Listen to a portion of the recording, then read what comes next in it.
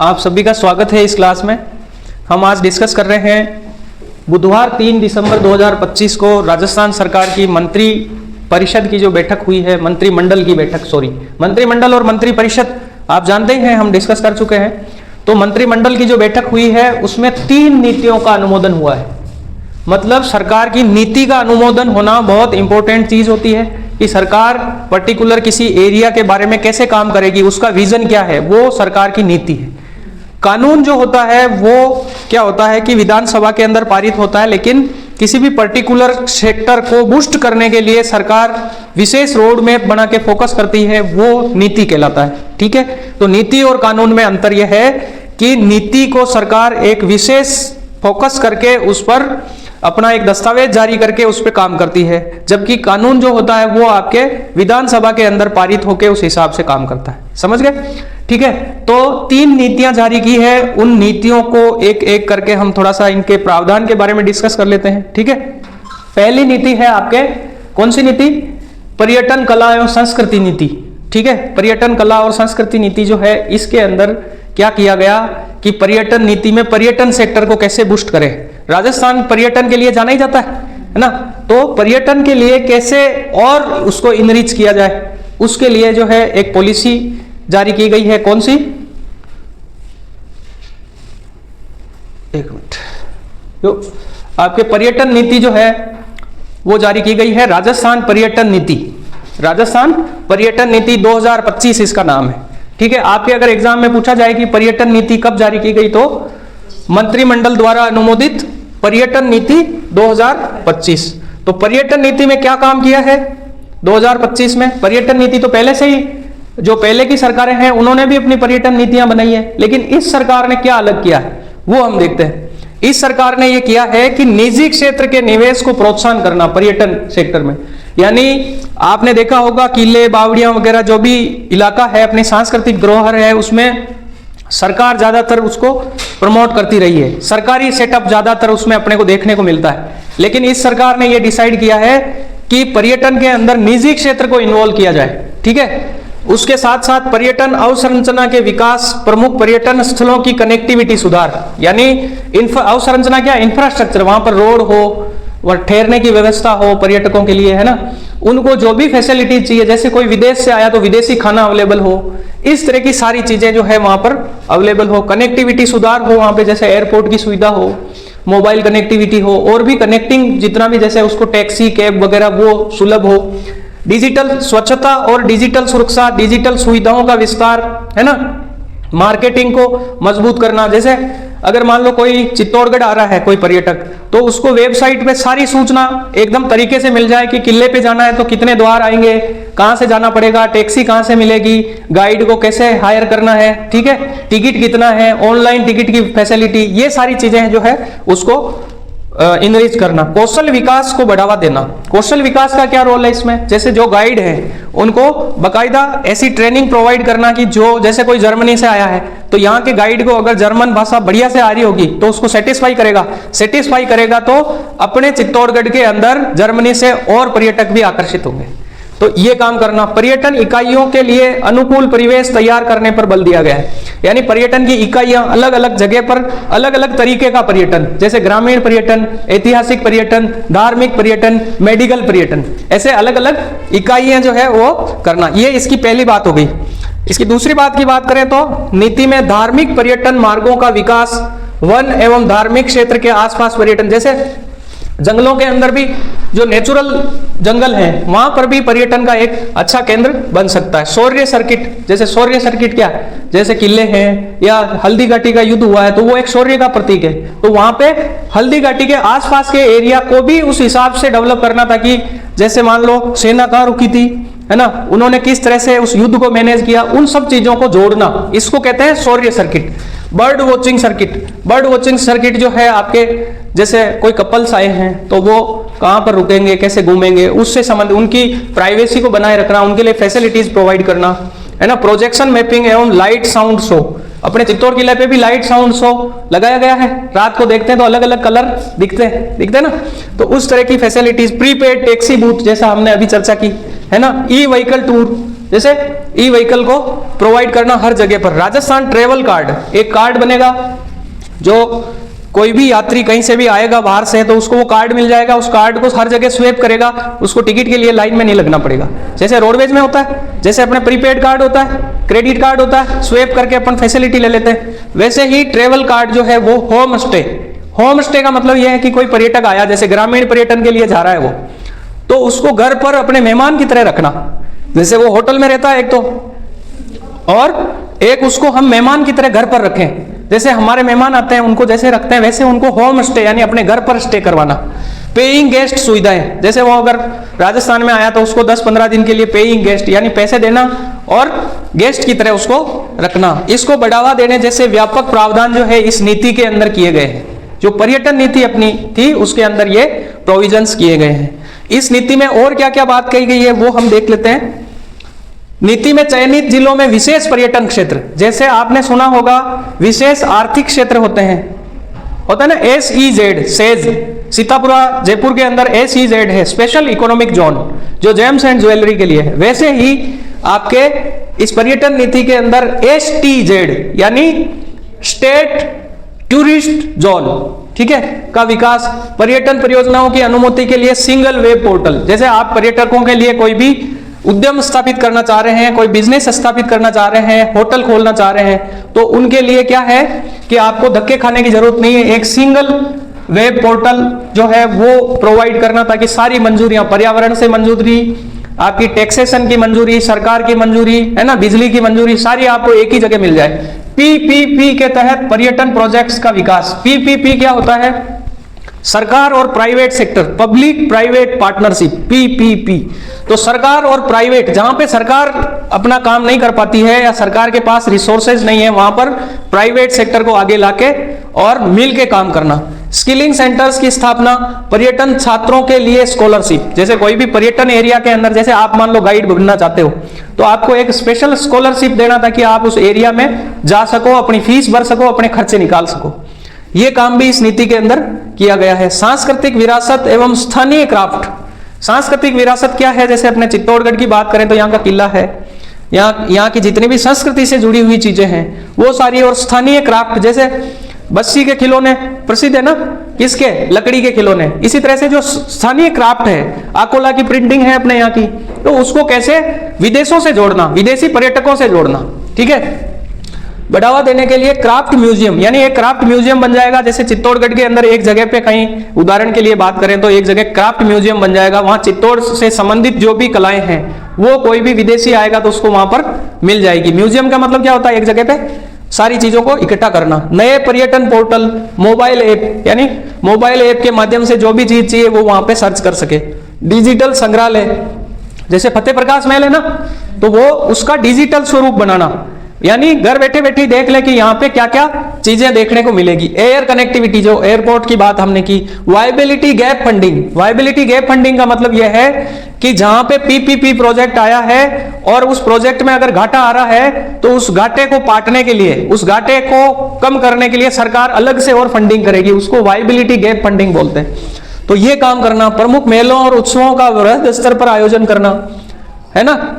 ये क्या है? Astro tourism, adventure tourism, culinary tourism, बड़े मनोरंजन प्रोजेक्ट्स और वेलनेस टूरिज्म। वेलनेस टूरिज्म क्या होता है? जैसे यहाँ पे कोई पर्यटक आया तो उसको फैसिलिटी मिल जाए। अगर यहाँ पे कोई राजस्थान में आया है, कोई झाड़ फूंक कर रहा है, उससे अगर उसका इलाज हो गया तो वो उसको प्रोवाइड करना। या फिर वो जैसे जयपुर में आया तो जयपुर का SMS जो हॉस्पिटल है वो बहुत प्रसिद्ध है, वहां कोई उसको ऐसी बीमारी है तो वो बीमारी का इलाज भी करवा लेगा और क्या करेगा? घूम भी लेगा यहाँ पे। तो इसको क्या बोलते हैं? Wellness tourism. उन्नयन जैसे महत्वपूर्ण उपाय इसके अंदर शामिल है। फिर इस नीति के अंदर क्या किया? पर्यटन सुरक्षा जो है, हमने देखा है कई बार पर्यटक जो विदेशी आते हैं उनको लूट लिया जाता है ना, उनके साथ बलात्कार हो जाता है, चोरी जैसी घटनाएं हो जाती। तो पर्यटक सुरक्षा को बढ़ावा देने के लिए इस नीति में बढ़िया काम किया है। क्या काम किया है? 24x7 कॉल सेंटर, यानी 24 घंटे एक कॉल सेंटर जो है प्रोवाइड किया जाएगा। किसी भी पर्यटक को कोई प्रॉब्लम है तो वो वहां पर बात करेगा और बात करते ही उसको क्या है, क्या मिल जाएगी? सुविधा मिल जाएगी तुरंत। टूरिस्ट असिस्टेंस फोर्स, यानी अगर किसी के साथ कोई घटना हो गई तो तुरंत वहां पर एक ऐसा पुलिस दल होगा, एक जो है आपके असिस्टेंट फोर्स होगी जो तुरंत उसकी मदद करेगी। पैनिक बटन, पैनिक बटन क्या होता है? कुछ एरिया विशेष में एक ऐसा बटन स्थापित किया जाता है जो अगर कोई व्यक्ति इमरजेंसी में है तो उस बटन को दबाएगा और ये जो कॉल सेंटर और असिस्टेंस फोर्स है उसके पास अपने आप मैसेज चला जाएगा। राजस्थान रोडवेज की बसों में आपने यात्रा की हो तो उसके अंदर पैनिक बटन होता है, पैनिक बटन होता है ना, उस पैनिक बटन को दबाओ तो तुरंत जो इमरजेंसी रिस्पांस है वहां मैसेज चला जाता है। तो इस तरह की फैसिलिटीज पर्यटन क्षेत्रों, पर्यटन जो साइट्स हैं वहां पे भी प्रोवाइड करना। सुरक्षा पर इस तरह की सुरक्षा प्रणाली, सीसीटीवी और फीडबैक सिस्टम, यानी कोई भी पर्यटक आया उसको कैसा लगा, यहाँ पे बुरा लगा, अच्छा लगा, या क्या वो सुधार चाहता है, क्या सजेशंस देना चाहता है, इस तरह का फीडबैक सिस्टम भी प्रोवाइड करना। ये सरकार की पर्यटन नीति के मेन जो है आपके प्रावधान है। ठीक है, नेक्स्ट देखते हैं हम, नेक्स्ट कौन सी नीति है? नेक्स्ट है trade promotion policy. Trade promotion policy का मतलब यह है कि व्यापार को बढ़ावा देना। सरकार व्यापार को बढ़ावा देने के लिए क्या कदम उठाएगी? हर सरकार करती है ना, लेकिन यह सरकार ट्रेड प्रमोशन पॉलिसी के माध्यम से क्या करेगी? इसका मेन जो उद्देश्य है वो क्या है? 10.5 लाख से अधिक खुदरा व्यापारियों को व्यापार बढ़ाने का अवसर मिलेगा। यह बहुत इंपॉर्टेंट फैक्ट है। यह फैक्ट अगर एग्जाम में पूछा जाएगा तो आपके सीईटी के एग्जाम में पूछा जा सकता है, आरएस के इंटरव्यू चल रहे हैं वहां पूछा जा सकता है कि पॉलिसी का मेन थीम क्या है। ट्रेड प्रमोशन पॉलिसी का मेन उद्देश्य यह है कि 10.5 लाख से अधिक खुदरा व्यापारी, खुदरा कौन से? रिटेल, छोटे मोटे, थोक वाले नहीं, छोटे वाले, तो उनको व्यापार बढ़ाने का अवसर देना। यानी टारगेट रखा गया कि 10.5 लाख व्यापारियों को हम फैसिलिटी देंगे। इसमें क्या करेंगे? बड़े ट्रेड, ई कॉमर्स प्लेटफॉर्म और लॉजिस्टिक नेटवर्क जैसे समान अवसर व्यापारियों को उपलब्ध कराने के उद्देश्य से राजस्थान ट्रेड प्रमोशन पॉलिसी 2025 को कैबिनेट द्वारा मंजूरी दी गई। इसमें क्या करेंगे? लॉजिस्टिक नेटवर्क, जैसे किशनगढ़ के अंदर एक बड़ा नेटवर्क है जो पूरे विदेश से, देश से, हर जगह से, है ना, ट्रांसपोर्टेशन फैसिलिटी अवेलेबल कराता है। इसी तरह से लॉजिस्टिक नेटवर्क स्थापित करना ताकि कोई विदेश से चीजें मंगा रहा है या देश दूसरे स्टेट से चीजें मंगा रहा है तो उसको ट्रांसपोर्ट की अच्छी फैसिलिटी मिले। दूसरा ई कॉमर्स, जैसे आपके ई कॉमर्स जितने भी हैं, अमेजॉन, फ्लिपकार्ट, इसके ऊपर उनको कैसे जोड़ना ताकि वो एक छोटा व्यापारी, जैसे अपने यहाँ पे चित्तौड़गढ़ के अंदर गुड़ बनाने का अच्छा बिजनेस है, तो गुड़ को एक व्यक्ति अगर अमेरिका भेजना चाहता है यहाँ के देसी गुड़ को, तो कैसे भेजेगा? वो अगर अमेजन से जुड़ जाएगा तो अपने आप अपना एड डालेगा, किसी को वहां अच्छा लगा तो वो मंगा लेगा। तो ये ही ई कॉमर्स इसको बोलते हैं। तो इससे राज्य का खुदरा और थोक व्यापार सशक्त होगा। थोक व्यापारी होते हैं जो बड़े होलसेलर होते हैं, उनके नीचे खुदरा यानी छोटे व्यापारी जुड़े हुए होते हैं। तो इससे क्या होगा? ये फैसिलिटी होने से सारे थोक और खुदरा व्यापारी है वो सशक्त होंगे। ये 10.5 लाख से अधिक रिटेल स्टोर्स और तेजी से बढ़ते उपभोक्ता बाजार को ध्यान में रखते हुए व्यापार क्षेत्र में निवेश बढ़ाने, रोजगार सृजन करने, छोटे ट्रेडर्स को व्यापार और ऋण तक आसान पहुंच बनाना, यानी उनको बहुत सस्ती दरों पर ऋण अवेलेबल कराना। एमएसएमई उद्यमों के विकास के लिए काम करना, जैसे कोई भी व्यक्ति अगर बेरोजगार है, वो ऋण लेना चाहता है, खुदरा अपना कोई व्यापार करना चाहता है, तो नीति में ये प्रोविजन किया है कि उसको आसान ऋणों शर्तों पर ऋण दिया जाएगा। इसके तहत राजस्थान दुकान एवं वाणिज्यिक प्रतिष्ठान अधिनियम 1958 के प्रावधानों में आवश्यकता अनुसार शिथिलता लाने की संभावनाओं पर विचार किया जाएगा। यानी ये जो एक्ट बना हुआ है दुकानों के लिए, दुकानों को रेगुलेट करने के लिए, तो उसको और सरल किया जाएगा। इसके लिए विचार किया जाएगा कि कैसे और व्यापारियों और व्यवसायों के लिए उसको अनुकूल बनाया जाए। तो ये आपके ट्रेड प्रमोशन पॉलिसी जो है इसके बारे में हमने देखा। एक नीति और है आपकी, कौन सी? NRR policy. एनआरआर क्या है? ये भी बहुत इंपॉर्टेंट सब्जेक्ट है, इंपॉर्टेंट विषय है आपके लिए। नॉन रेजिडेंस राजस्थानी, जैसे एनआरआई होता है ना, नॉन रेजिडेंस इंडियन, वैसे ही ये वर्तमान सरकार क्या कर रही है कि एनआरआर, जो आपके नॉन रेजिडेंस राजस्थानी हैं, जो राजस्थान के लोग बाहर किसी दूसरे राज्य में रहते हैं या किसी दूसरे देश में रहते हैं, उनको वापस राजस्थान से जोड़ना। ठीक है, जैसे कोई व्यक्ति अगर अमेरिका में राजस्थान का कोई बड़ा व्यापार या कोई ऐसी चीज कर रहा है, उसको वापस राजस्थान से जोड़ के इन्वेस्टमेंट को अपने स्टेट में लेके आना। इन्वेस्टमेंट आएगा तो रोजगार आएगा, रोजगार के साथ साथ सरकार को टैक्स भी मिलेगा और बाकी सारी चीजें भी डेवलप होगी। तो ये एनआरआर पॉलिसी जो है ये इस सरकार ने अभी जारी की है। इसमें क्या है? प्रवासी राजस्थानियों को निवेश का बेहतरीन इकोसिस्टम मिलेगा। यानी यहाँ का जो व्यापारी है बाहर कहीं काम कर रहा है, बाहर उसका बिजनेस है, तो उसको ऐसी सरल फैसिलिटीज देना ताकि वो अपना उद्योग और व्यापार यहाँ पे भी स्थापित करे।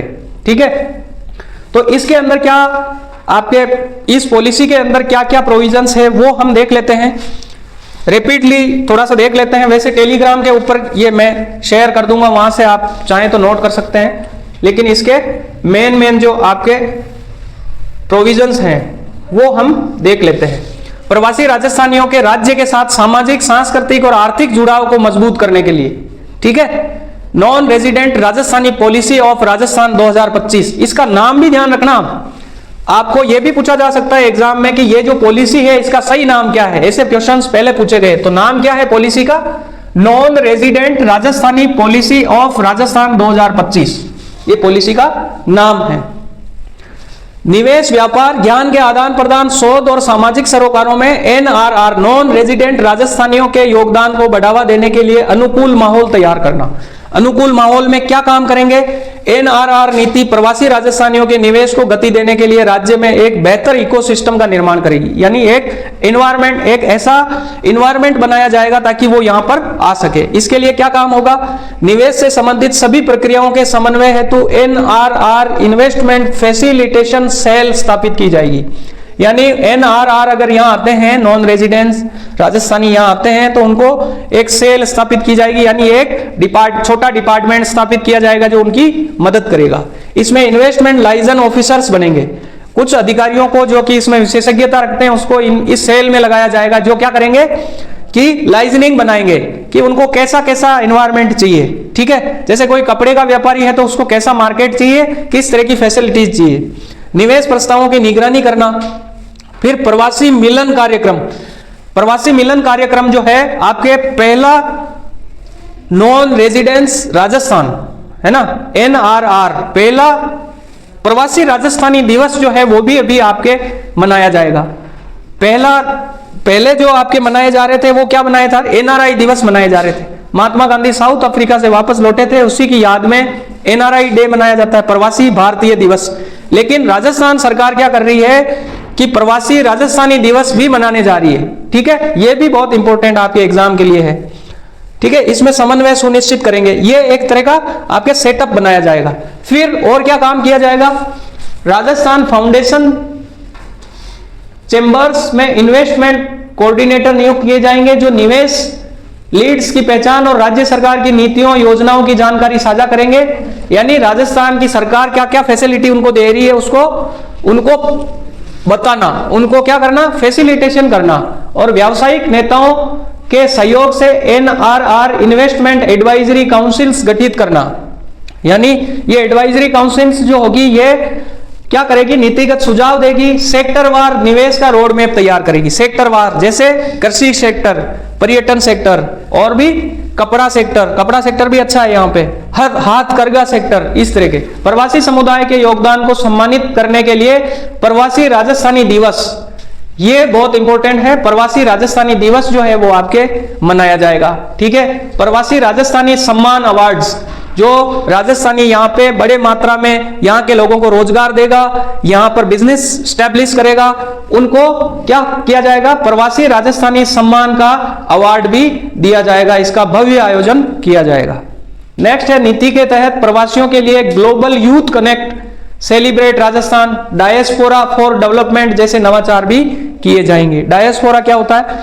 पूरा जो आपका पूरी जनता होती किसी एरिया विशेष की, उसको डायस्पोरा बोलते हैं। प्रवासी राजस्थानियों की परेशानियों के निराकरण के लिए एक व्यवस्थित शिकायत निवारण और समन्वय तंत्र भी जो है आपके स्थापित किया जाएगा। समझ गए? तो ये तीनों पॉलिसियों के बारे में हमने अच्छे से डिस्कस किया। और भी डिसीजंस इस कैबिनेट मीटिंग में लिए गए हैं, लेकिन अपने एग्जाम की दृष्टि से ये तीनों पॉलिसियां बहुत महत्वपूर्ण हैं जो आपको ध्यान में रखनी है। दूसरे क्या डिसीजंस हैं? जैसे अनुकंपा नियुक्ति के आवेदन की समय सीमा में वृद्धि। ठीक है, ये जो भी अनुकंपा नियुक्ति के लिए आवेदन करते हैं उनके लिए फैसिलिटी है, ये आपके एग्जाम की दृष्टि से मेरे ख्याल से इंपॉर्टेंट नहीं है। मोटर वाहन उप निरीक्षक के पद के लिए योग्यता में संशोधन, ये भी आपको पूछा नहीं जाएगा। किशनगढ़ एयरपोर्ट के लिए 15 एकड़ भूमि जो है वो आवंटित की गई है। ठीक है, अब अभ्यर्थियों के लिए जो नामों की आरक्षित सूची आती है, एक रिजर्व लिस्ट आती है ना, जैसे कोई ज्वाइन नहीं करता तो रीसफल लिस्ट आती है कि वो ज्वाइन कर सके। इसकी लिमिट पहले 6 माह थी, वो 1 साल कर दिए। ठीक है, ये किया। और क्या किया, हमारी सरकार दिव्यांगों को सशक्त करने के लिए संकल्पित। अब दिव्यांगों के बारे में ये क्या है कि हर सेक्टर वाइज इस ई बुलेटिन के अंदर एक चैप्टर को उठाते हैं, एक विषय को उठाते हैं, उस पर थोड़ा सा डिटेल से देते हैं। तो इसको आप देख सकते हैं। प्रधानमंत्री के सुगम्य भारत अभियान। अब सुगम्य भारत अभियान क्या है, ये चर्चा में है, आपके एग्जाम में पूछा ही जा सकता है। ठीक है, ये आप देख सकते हैं। विशेष योग्य जन की सफलता की कहानियां, ये जो है आपके विशेष योग्य जन का मैस बत्ता बढ़ा के, ये तो मेन जो आपके चीज थी वो तीनों पॉलिसियां थी जो हमने डिस्कस की। राज्य के किसानों पशुपालकों के हित से जुड़े प्रमुख मुद्दों पर भी इसमें जो है इस बैठक में चर्चा की गई थी। ठीक है, राजस्थान में उद्योग लगाना और भी आसान हुआ। पेट्रोजोन, प्लग एंड प्ले एवं फैक्ट्री सेट्स बंद रहे उद्यमियों की पसंद। प्लग एंड प्ले का मतलब क्या होता है, जैसे आपको मोबाइल चार्ज करना है तो आप प्लग में लगाते हैं चार्जर और खटाक से फैसिलिटी मिल जाती है। वैसे ही सरकार क्या करेगी, किसी उद्योगपति को, किसी निवेशकर्ता को इस तरह की फैसिलिटी देगी कि वो आए, अपनी मशीनें, अपना तंत्र स्थापित करे और काम करे। ना उसको रोड बनाना है, ना उसको फैक्ट्री बनानी है, ना उसको और कोई फॉर्मेलिटी करनी। प्लग एंड प्ले यानी आया, अपनी चीजें लगाई और काम चालू। इस तरह की जो है ये आपके पेट्रोजोन, जो बालोतरा पचपदरा के अंदर HPCL राजस्थान रिफाइनरी जो है वहां पर इस तरह की फैसिलिटीज दी जा रही है। तो ये आप देख सकते हैं, ये भी पूछा जा सकता है कि पेट्रोजोन जो है ये कहां पर, किस एरिया में बनाया जा रहा है। ठीक है, RPZ में प्लग एंड प्ले, ये जो है सारे डिसीजंस हैं, ये आपके सारे लिए गए थे। और मेन जो क्रक्स है अपनी इस बातचीत का वो क्या है, ये जो तीनों पॉलिसियां हैं इनको आप 4-4 लाइनों में, 5-5 लाइनों नोट कर लेना। मैं 100% अश्योर्ड हूं कि आने वाले एग्जाम में आपको निश्चित रूप से यहां से क्वेश्चन पूछा जाएगा। Thank you so much.